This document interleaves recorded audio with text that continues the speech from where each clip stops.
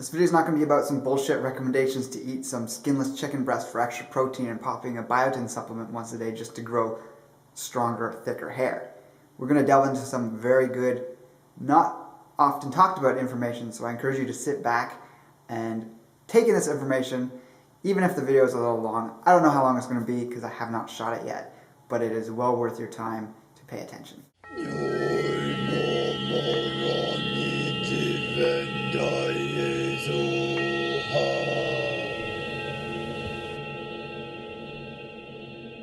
Hello kindred longevity lifestyle designers, this is Zach, your secrets of longevity.com. Hair and our fingernails, as well as many other parts of our body, are very good barometers for our overall health. How our body is doing internally with our entire lifestyle and how it's manifesting into the tissues that our body creates. Hair and nails, which is the focus of this video, are very, very similar in terms of the nutrients that feed them. So for recommendations for both are almost identical. Everything I cover in this video is going to be beneficial for both, except for a few very key things that I might reference as being specific to one or the other at some point. Now, in the past, I've gone through periods in my life with different consistencies in terms of nail or hair health. When I actually got into a path of living a healthier lifestyle, it was like night and day. My hair was thick. I've always had thick hair the last few years, and I remember growing up as a kid getting my hair cut and it being actually fairly thin. And today, hairdressers, they see me, my hair looks normal, but when they actually start to cut it, they're actually quite surprised at how thick it is in terms of the number of hair follicles on my head. So I have very straight hair, so it can lie very flat on my head. But I haven't had a haircut in a while, and I'm getting an overall trim. And once the hair's on the floor, by the end of the appointment, and perhaps they've only taken off this much over my entire head, maybe a little more around some spots, but there's just a massive mess of hair on the ground. And that's because the hair follicles are densely packed on my head, and then the individual hair strands are also thick. And I'm often complimented by whomever's cutting my hair about the health of the hair. So I wanted to share some of these tips, and I've also consulted with a friend of mine who was talking about some really amazing changes she encountered with her hair, which I'll talk closer to the end of the video. And hopefully these recommendations, which are largely dietary based, are going to be what can give you the opportunity to have thick hair, strong hair, faster growing hair, as well as the same things for your nails. So this video is sort of the female complement to the last video I did on my channel here, which is more about facial hair, getting it to grow. There's more of a hormonal element to it, but a lot of those things do apply to this as well. With hair, what we're focusing more on is the nutrition, not so much altering hormone levels in the body or balancing out hormone levels. So what we're going to talk about first, obviously, is nutrients. What are the main nutrients that hair is made of? What are food sources of these, or herbal sources of these? We're not going to be talking about isolated supplements. That's something I'm not for, except for in unique scenarios where you need to boost levels of certain nutrients because they have become very deficient. And it's sort of a situation between optimal health or verging on getting very sick because of a deficiency. But there's always a food source for any nutrient that can be garnered, or an herbal source. And these are what our bodies best deal with and also most optimally recognize in terms of the other cofactors that come along with these nutrients in these foods. So the first thing we're going to talk about is protein. I referenced it in the beginning of this video with the mentioning of skinless chicken breast. Chicken's fine. Ideally, you would want to leave the skin on just for that extra fat, very moistening to the hair. And if your chicken is pasture-raised and grown healthy organically, then you're going to have a fairly decent source of protein. I don't recommend the consumption of chicken very regularly, but there's a lot of other much better, more regular ways to get protein. So number one on our list is going to be pasture-raised animal foods. It's going to be raw dairy, that's from non-hybridized cows, pasture-raised beef, chicken, pork, wild game, and of course pasture-raised eggs or duck eggs. Some other excellent sources of protein are green juice, sprouts, edible algae like spirulina, chlorella, or Aphanizomenon philosophica, which is a blue-green algae. And there's other things you can use like undenatured whey protein, some whey protein, these other highly digestible protein powders that, if you're very active going to the gym, they could be of use if you're on a regimen where you need that extra bit in a very convenient form. So unless you're a raw vegan or vegetarian, you're most likely getting enough protein, and that's not going to be an issue with your hair. But people who get lots of protein can still have hair issues if they're missing the right minerals. So hair is largely protein and minerals. There's other things in there too, but that's what we're focusing on for building the hair. And first things first is zinc and copper. We're talking about these in tandem because they do work synergistically for hair health. This largely maintains the color of the hair.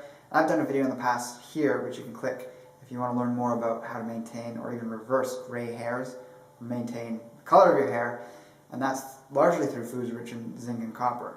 The number one thing for this, you guys know it, I've talked about it tons on my channel, is he shou wu. It's a Chinese root, an herb, and you can get an extract form, you can get the whole herb and make teas. It's actually a fairly tasty herb, and you're getting the zinc, copper, but there's a lot of other things going on in it that aren't just so much about isolated nutrients, it's about the whole synergy of the herb and what it does for you. It increases blood circulation to the scalp, and that's why I think it's one of the most crucial things in any hair regimen for improving the overall quality, strength, thickness of your hair, and also the rate at which it grows. So if you're taking that with a lot of the other things I talk about in this video, it's going to be helping all those nutrients get to the hair follicle to grow and give you healthy, thick, shiny, glossy, wonderful hair. And just as the ancient Chinese texts tell us, he shou wu is great for the nails as well. Another very, very important mineral, probably the most abundant mineral in hair and nails, even your skin,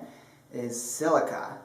So silica is found in a lot of green foods, but we see it in the most highest concentration in things like nettle leaf, not the root, but the leaf, oat straw, horsetail. I spoke about these in the previous video on this channel about facial hair. And it's also very abundant in any shiny food. So cucumber or a shiny vegetable or fruit. Collects often in the skin of these things, and that's what gives it that shiny, glossy look. Apple skin contains it. Cucumbers, peppers, radishes are extremely abundant in silica as well. So by just adding these into your diet, especially those 3 herbs, if you really want to boost it up and see the difference it makes in your hair and nails, silica is extremely important. One other thing that's easy to add into stir fries or any other food is bamboo shoots. It is one of the richest sources of silica of any food. It's not as rich as some of those herbs, but if you're just wanting to look at foods without trying to make teas and things, definitely add in the bamboo shoots if you can't get the nettle leaf or the horsetail or things like that into your diet. The next crucial mineral is selenium. This helps in the protein utilization, so you need this in combination with the protein to help move it into the hair follicle to start producing hair. Some great sources of selenium are, number one thing that everyone hears about the most is Brazil nuts. Just a few of those every day. You don't need to eat that many. Can be a great way to get it in, but it's in a lot of other foods. These are just high sources. Seafood, a lot of different seafoods have it. I'm talking about, shrimp and things like that. Then garlic is rich in it. Also liver, so any animal liver, ideally consumed raw. If you also want the biotin content, which we're going to talk about in a sec, that is another valuable source of a lot of hair building nutrients, surprisingly. And in Chinese medicine, the liver is actually in charge of governing the hair. So you can think how eating the liver of an animal, whether it's beef, chicken, or some other animal's liver, as long as it's a very healthy pastured animal, or eating whatever food it's meant to eat, you're getting a lot of nutrients that are perfect for the hair. The liver governs the growth of hair and nails. The next mineral we're going to talk about is iodine. It's more so for its effect on the thyroid, which plays a part in hair health, as opposed to it directly influencing hair growth. We need a healthy thyroid, a good strong metabolism to keep up the rate and growth of our hair and fingernails. So a common symptom of low thyroid or hypothyroid is thinning hair. We see this in people whose diet just isn't working for them and giving them the optimum nutrition they need. And one way is to maintain this is by getting sources of iodine. So seaweed is the most commonly referenced source for iodine. Kelp is the highest of all the seaweeds to contain iodine. Just eating as much as you can throughout the day. I sprinkle it on various things, or you can take it in capsules if you really want to make sure you're getting around half a teaspoon to a teaspoon of kelp powder per day. And that's also really good for protecting against the accumulation of radioactive material in the thyroid, which leads to a whole host of other issues and problems. Seafood is also a rich source of iodine in most cases. And another source of iodine, which not many people think of when they think of iodine, is actually dairy products.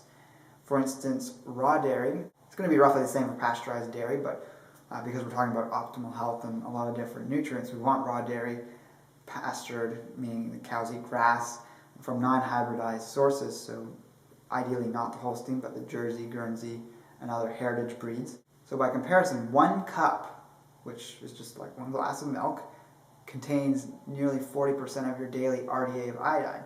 Now the RDA is probably set fairly low, but any food where you just eat that amount of it, that gives you 40%, it's about 39-38% of your daily intake of iodine.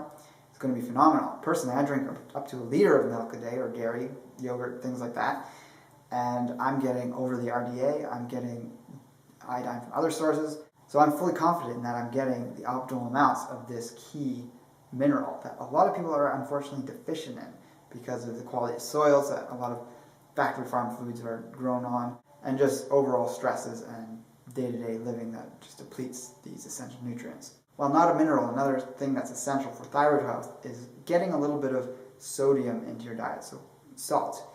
I've done a video recently here which you can check out if you want to learn about the benefits of salt and how it lowers stress hormones. Stress hormones wreak havoc against the thyroid. Get in a few pinches of salt in various things throughout the day, and you're going to be keeping those levels of stress hormones at bay, really giving yourself and your body the capacity to have a healthy thyroid, which in turn, like I keep saying, is going to help your hair and nails.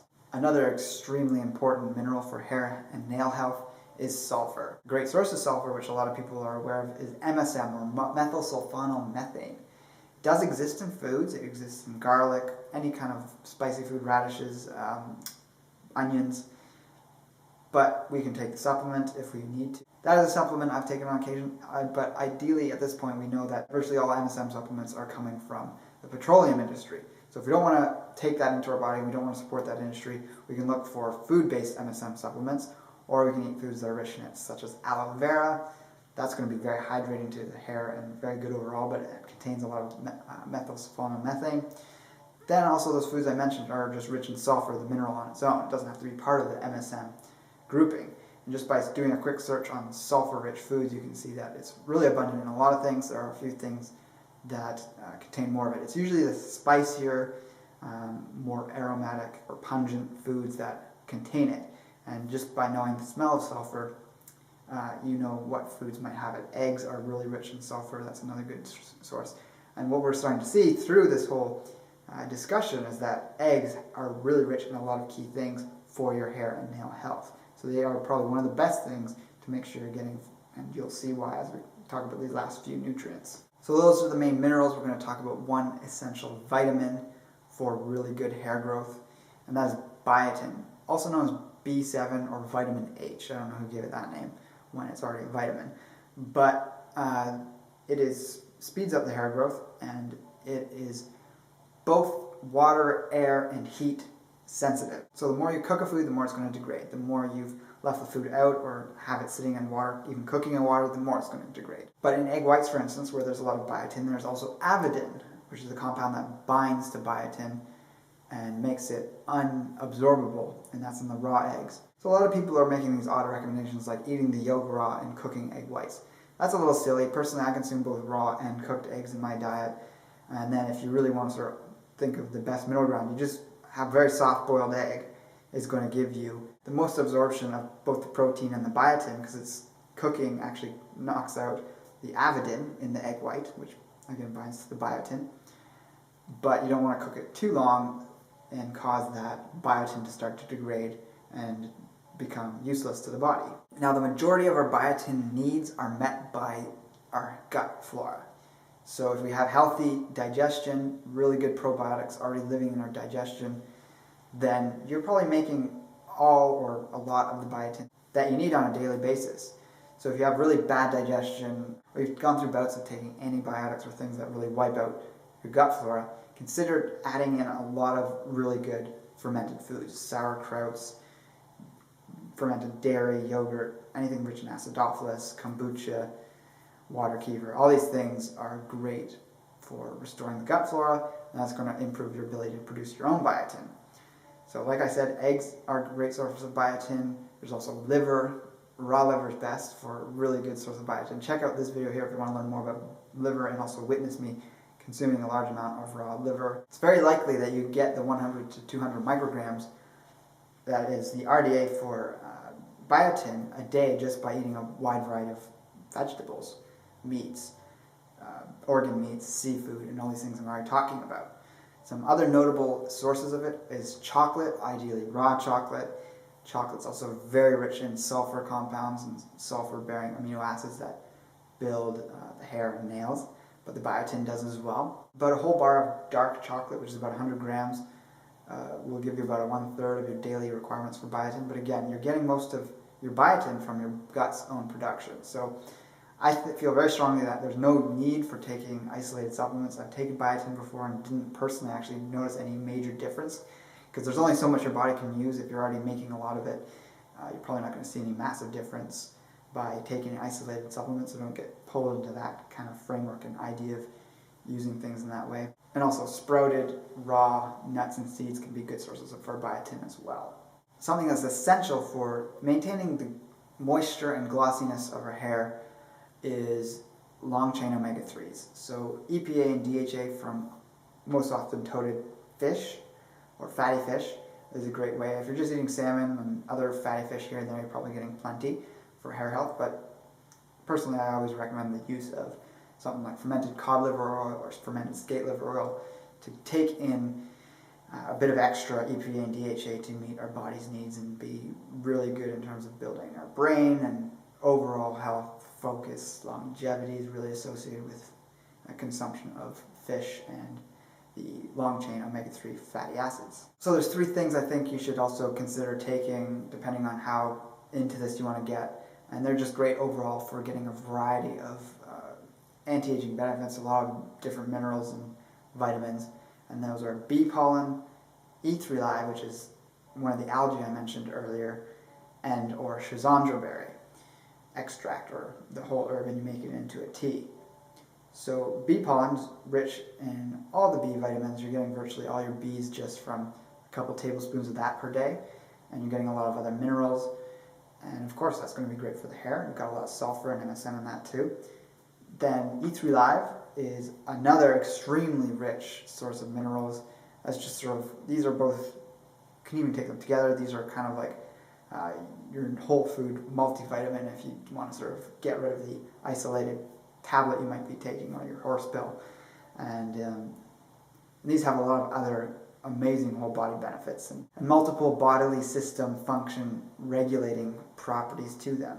Same thing with schizandra berry. It's not so much about the specific things in it, but its whole body tonic properties. Schizandra is often considered great for the hair, nails, skin, very good for the liver. It's detoxifying for the liver. So by supporting the liver, you're leading and growing and creating better hair, skin, and nails overall. So one other thing just around nails is if you're having issues around the nails, hangnails is the main thing.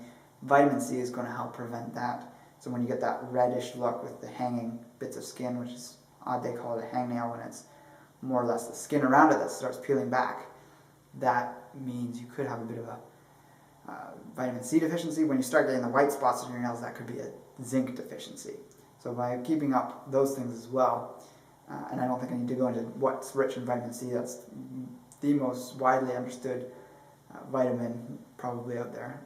Just avoid the isolated supplement forms of it, and these can help prevent those issues that I'm talking about. So in the links below I've got all sorts of links to a lot of these products I'm talking about, whether it's the herbal extracts or E3 live, bee pollen, etc. So these superfoods, you can find links to them in the drop down menu below if you wish to use them in addition to the whole foods. I've also got a link to my friend Brittany's Facebook profile, and she helped me with putting together some of the ideas for this video.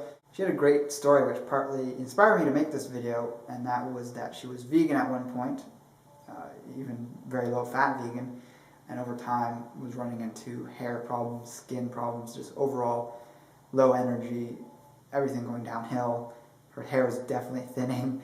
And then in a very short period of time, when she started adding in whole food, animal foods back in their very most healthful states, meaning they're pasture raised, she saw a big reversal of everything, and just her hair and her nails just started growing like crazy. And she's done her degree in nutrition and also is working at getting certified as a naturopathic doctor.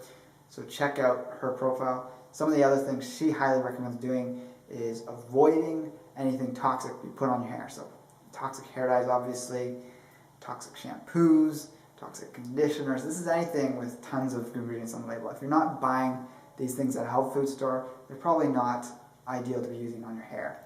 Personally, I rarely, if ever, wash my hair. It's funny to admit that, but it's true. I mean, when you have shorter hair, you can get by with that. If you're showering every day, the water itself gets stuff out. I actually comb my hair in the shower just to make sure there's nothing caught in it. But I only wash my hair really if I'm going in for a haircut. And that's just what works for me. The amount of oils you secrete out of your scalp will change and to accommodate however frequently you wash your hair. If you're washing your hair every day, that's really not the best thing. Most people with longer hair recommend every 2 to 3 or even once a week as periods of time to wash your hair. And of course, go for the most basic, fewest ingredients added to these things that if you were to read the ingredients, you could say, oh, that sounds like I could just literally eat this without it. It might taste gross, but it's not going to do me harm. It's not going to cause a lot of problems. So a lot of these other things strip things out of the hair. They add synthetic things that stay in your hair, fragrances, all these things. You do not need them. Same thing with your nails. You don't want to be putting all this toxic garbage on them, which is going to be going into your skin. Your whole body is a sponge.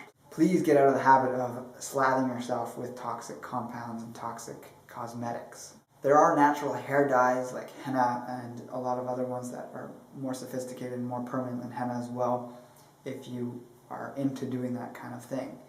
And you just start looking out around there and asking around, and you're going to find out more about this. Another thing Brittany just pointed out that's really important is to consume spring water.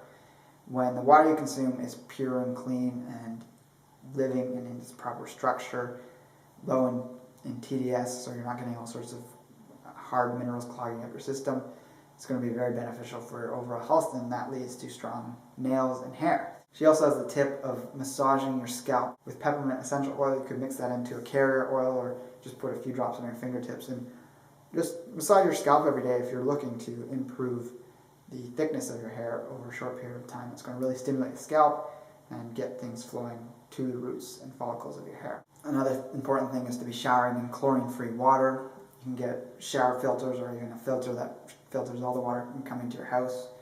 If you're lucky enough to have a place where you can bathe or shower in a waterfall or natural water, that is ideal, but very few of us actually have that luxury. But the best we can do in many cases is just to get that shower filter so that the majority of the water we have going over us is at least free of these really harmful chemicals that are added to our water supply, unfortunately. It's really important to get regular exercise, of course, get optimal amounts of vitamin D, whether through diet or sunshine or both. And then also, as I've already mentioned, and that Brittany's mentioning, is getting enough protein.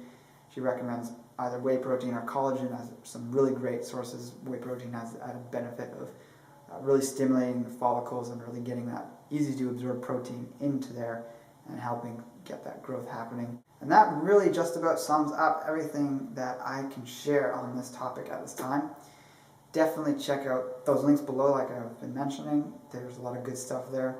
Like and favorite this video if you enjoyed it, and also share it on social networks that you're on to help other people get these great tips and make changes to their lifestyle for the better that can lead to more beauty, better health, and allows us to live more and appreciate life more in a way that exudes to everyone around us. So we become shining examples of the health that we know we embody and can embody. So with that, take care and embrace life without limits.